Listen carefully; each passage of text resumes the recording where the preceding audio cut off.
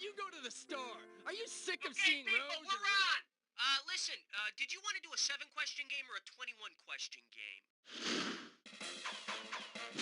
All right. 1! The category, Daytona's Inside Track. Okay, swing this one and I'll give you $2,000. Okay, hang tight, put your finger on your buzzer. Here's the question. If you plan to watch the Daytona 500 from the center of its infield, what should you have to make viewing easier? A camper, a hotel reservation, a lawn chair, or a houseboat? I'm afraid you won't be staying for dessert. This is the correct answer. Daytona's infield has a 44-acre lake, so you better bring your houseboat. Hope those race cars are equipped with flotation devices.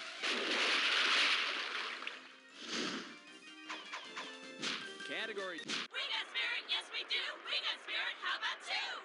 The category behind this question is Captain Hook. And this one's going to be worth $2,000. Hey, you know that movie Kingpin where Woody Harrelson plays a one-handed bowler named Roy Munson? Well, if Roy Munson were to compete with a prosthesis in an event sanctioned by the American Bowling Congress, which of the following would he not have to provide for ABC officials? A description and model of his prosthesis, a driver's license, a special identification card, or a doctor's certificate?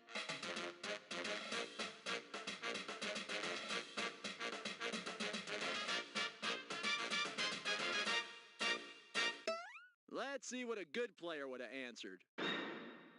In order to use prosthetics in an ABC-sanctioned tourney, you've got to provide all of these except a driver's license. And maybe Woody Harrelson can buy some prosthetic acting ability.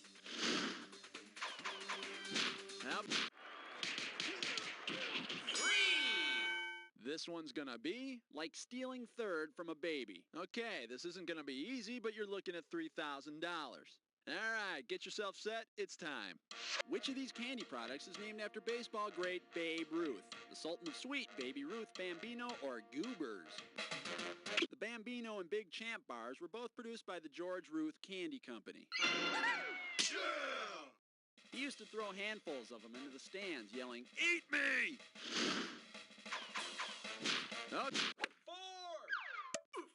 Here's your category. Just a second there, Dave. Okay, $2,000 is coming your way if you get this one. Okay, listen up. In the final game of the 1972 NFL season, running back Dave Hampton became the first Atlanta Falcon to run for 1,000 yards in a single season. Dave Hampton was immediately awarded the game ball. After breaking the 1,000-yard barrier, Hampton lost yardage on his next carry and finished the season with only 995 yards. Yeah! Oops, guess who felt silly after the game? Dave did. Okie dokie, give me a category. You can tuna fish, but you can't tuna Al. Tuna Al. Oh, I think I got it. Altoona, we're going to Altoona, Pennsylvania. And you can reach Altoona at 814. Woo! Hope none of you people get car sick, because we're going on a fiber optic field trip. Okay, let's find someone from Altoona, Pennsylvania to talk to today. Let's just flip through here. Toony. Bam! Dawn Shuck. Okay, let's call Dawn on the phone here, dial the number, and hopefully she's home and she'll help us. Ooh, ring-a-ringy. Hello? Hi, is this Dawn Shuff? Yes, this is Dawn. Hi, Dawn. My name's Guy. Hello? Hi, Dawn. My name's Guy, and I'm the host of a CD-ROM game show called You Don't Know Jack. I'm sorry, dear. I don't buy things over the phone. No, I'm not selling you anything. I was just wondering if you had a minute of your time to maybe help us with our game show here. Well, yeah, I do. I've got some noodles on the stove. Let me take them off, okay? Noodles. I'm pretty hungry. Noodly. Hey, when's she coming back? Okay. Noodle? All right, dear, I'm back. What do you need me to do? Well, I was hoping you could come up with a sports trivia question for our contestants. Do you know anything about sports? Oh, no, dear. I don't know much about sports. Oh, come on. Everyone knows something about sports. You can come up with something, can't you? All right, I'll try to think of something. That's the spirit. Okay, I'm going to put you on the phone with Cookie and... Oh, I think I do. Is canoeing a sport? I'm sorry, there was one? Is canoeing okay? Canoeing is okay. Great. We'll put you on the phone with Cookie, and he'll set you up, and then we'll come back to you, and we'll get going on this. What do you say? Okay. Okay, while Dawn's using her noodle, let's move on to the next category. Noodle. Net, you owe me 5. And the category is, hey, that guy stole my name. And this one's going to be worth $1,000. Get your eyes focused on the screen. Here we go. Which of the following wrestlers would NHL great Jacques Plante have to face in a steel cage match for sole rights to his nickname? Jake the Snake, Gorilla Monsoon, Andre the Giant, or Doink the Clown?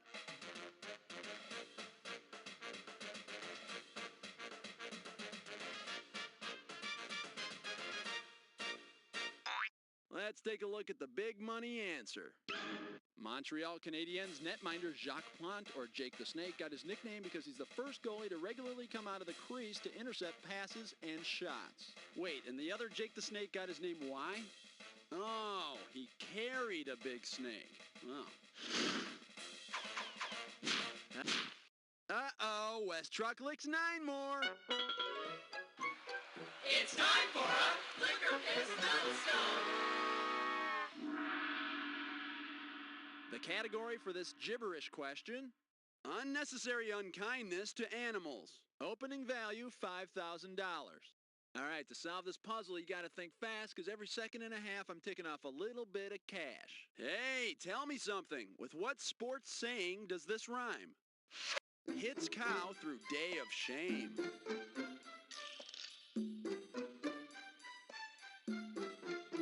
Okay, I'll give you a hint. It's a cliche. You know, sports. A cliche about being a good sport.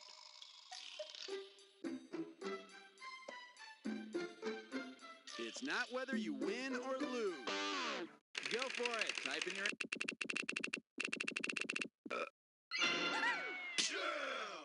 But since you did win this one, go ahead. Rub it in. All right, come on. Under the rim with question 7. All right, let's see what we're doing here. That and the Stanley Cup will get you. Pop a right answer for this one, you got 3,000 greenbacks. Wow, your hockey team has finally won the Stanley Cup, but after a heavy night of partying, you and your teammates accidentally leave it behind at some bar. If the bar owner pawns the Stanley Cup to pay for the damage you caused, approximately what will he be able to replace if he gets the original amount paid for the trophy?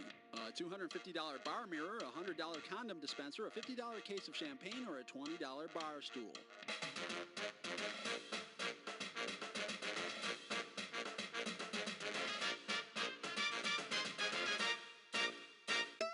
Well, in case you're curious about the correct answer, Lord Stanley paid just under $50 for the trophy back in 1893. And filling it with cheap champagne is probably what got it left behind in the first place. Okie doke. The name of this category is Only the Goalie Can Pick Up the Tab. You get this one right, you got $2,000 coming at you. Imagine you're enjoying a couple of after-dinner drinks with soccer great Billy Gonzalez, and he offers to pick up the next round of Brandy Alexanders. When Billy returns with the Brandy Alexander, you see the bartender has forgotten the... When a soccer player dribbles the ball through an opponent's legs and regains possession, it's called a nutmeg. Any other dribbling that goes on between a player's legs should be checked out by a professional. Okay. The German judge gives a 9. The category is God Loves a Hockey Player. Okay, shouldn't be too tough. This question's going to be worth $1,000. On your marks, get set. Here's the question.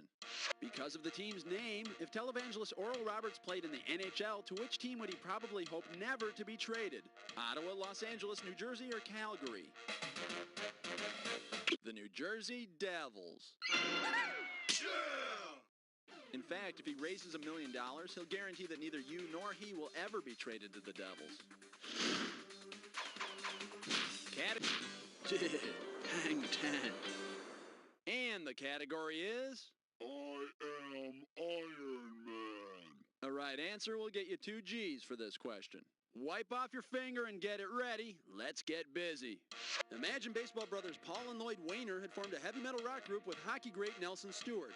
Paul was Big Poison, Lloyd was Little Poison, and Nelson was Old Poison. And like the band Poison, they had big hair, little musical talent, and were total posers, dude. All right, that's 10 questions down. For 10 more, let's go on to round 2. Okay, pay attention because all the sports questions in round 2 are worth more money. All right, let's go. All right, we're back with Dawn Shuff from Altoona, Pennsylvania. Dawn, are you there? Yeah, oh, yes, I'm here. Excellent. Are you ready with your question? I'm ready. Yeah, okay, Dawn, give it up. U-T-L-Y, you ain't got no alibi, 11. The category is sports injuries. And we'll make this one worth $5,000. All right, now put your fingers on your buzzers. I'm going to ask a question, okay? I got bursitis from kneeling in a canoe. What is a common name for this sports injury? Is it wee knee, housemaid's knee, cradle cap, or bursa major? Don, what about housemaid's knee? Housemaid's knee. Yes, housemaid's knee is correct.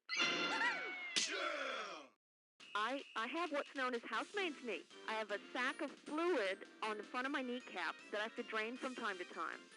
Canoers get it, and so do roofers. Ooh, Don, housemaid's knee, that sounds kind of painful. Is it pretty painful for you? It's a little painful. It's hard if I'm doing the floors. Well, stop doing the floors, Don. But thanks a lot for that question. It was great. We really appreciate it. Thank you. Okay, Don, just stay on the line. Someone will talk to you, and see you later. All right, goodbye, dear. Okay, Don Shuff. Let's get on to the next category. Okay. Oh, that's a 12-pounder, eh? Here's the category. Please, Judge, just one more chance. Hello, this one's worth $6,000. Say troubled figure skater Tanya Harding has decided to take up synchronized swimming. 10 seconds into her first synchronized swimming competition, Tanya messes up on one of her moves and asks the judges if she can do it over again. What happens? She gets disqualified, she gets penalized 2 points, she can start over but will get no points, or she can start over but loses 10 seconds.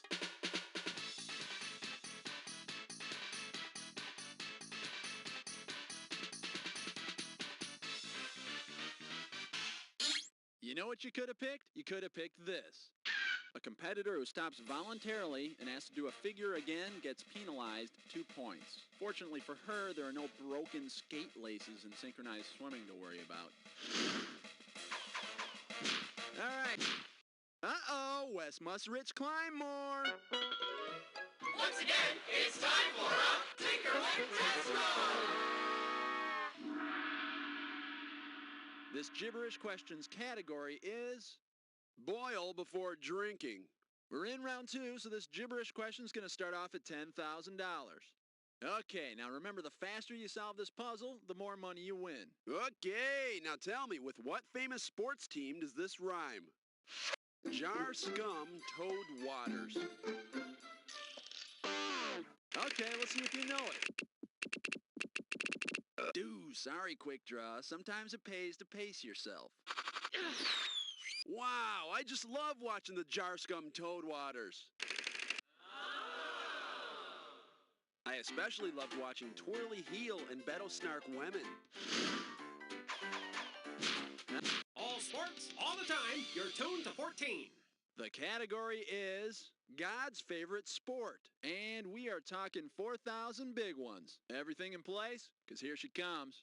If you combine philosopher Friedrich Nietzsche with sports legend Ray Nitschke, what philosophical statement would you get? God will be sacked. Friedrich Nietzsche was a philosopher famous for saying God is dead, and Ray Nitschke was a famous linebacker for the Green Bay Packers. What I want to know is, what's God doing playing on Sunday? Okay, it's question 15, it's question 15. And this category is the fight of the century. I'll pay you $4,000 if you get this one right. Imagine that Don King has finally found a worthy opponent for Mike Tyson. In his next title bout, Iron Mike Tyson will actually be fighting an Iron Mike. How should Tyson train to best prepare himself for his opponent? Knock out clay pigeons thrown by traps, out-clean the ball washer at the golf course, chase mechanical rabbits around dog tracks, or dodge baseballs thrown by a pitching machine.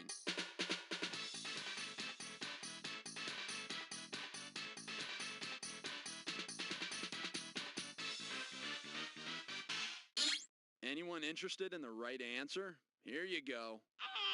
The first mechanical pitching machine was known as Iron Mike. Now there's a fight I might actually pay $50 for on pay-per-view.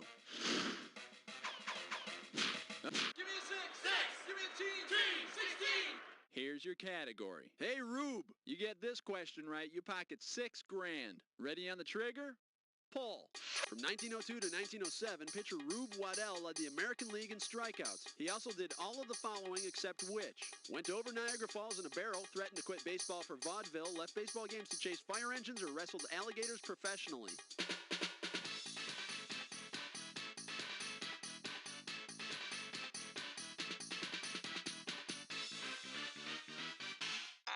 And here's the right answer. Rube never went over Niagara Falls in a barrel, but judging from his resume, it's probably because no one ever suggested it to him. Category time. What's it? The category? Very emotional racers. And this is $4,000 here. Hang on tight. Here we go. Because its color is considered to be unlucky in stock car racing, which car would you not want to drive in the Daytona 500? The Batmobile, Speed Racer's Mach 5, the Ford Torino from Starsky & Hutch, or the Mystery Machine from Scooby-Doo?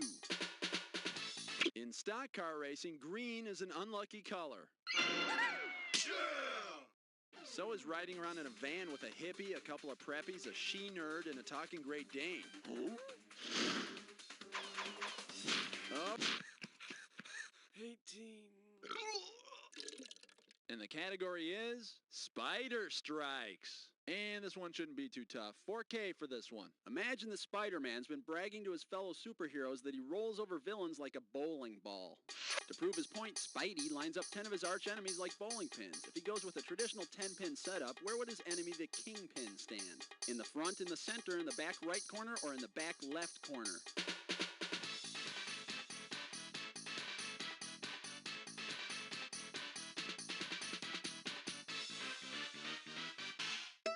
Too bad you didn't pick this.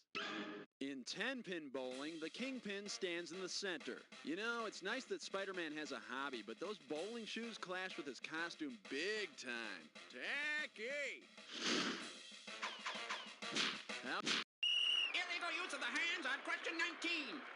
The category behind this question is Color Me Athletic. This question's worth $2,001 bills. All right, pay attention. Here comes the question. Which of the following colors would you not expect to find in a special sports edition of Crayola crayons featuring famous football stars? Jim Brown, Reggie White, Mean Joe Green, or Vida Blue? He was a baseball pitcher. Vida Blue? Well, actually, he was pretty good. 20. This one's gonna be Yipsy Nipsy. And if you can figure this one out, I can pay you $4,000 bucks. All right, let's get this ball rolling. If 1970s game show poet Nipsey Russell were to write a poem about having the yips, what might be his first line? I can't knock a pin because I'm drinking gin, my hands jerk and my putts go berserk. It's not my fault if I fall off the vault, or you can't ski right if your skis are too tight. Many golfers may suffer from a nervous condition at the green known as the yips. And if golfers have the nips, they have the annoying tendency to rhyme everything they say. Oh.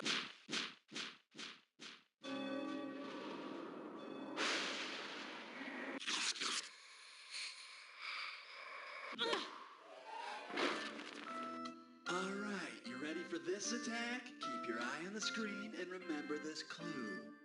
Class of '83 reunion. That's your clue. Let's see what you can do.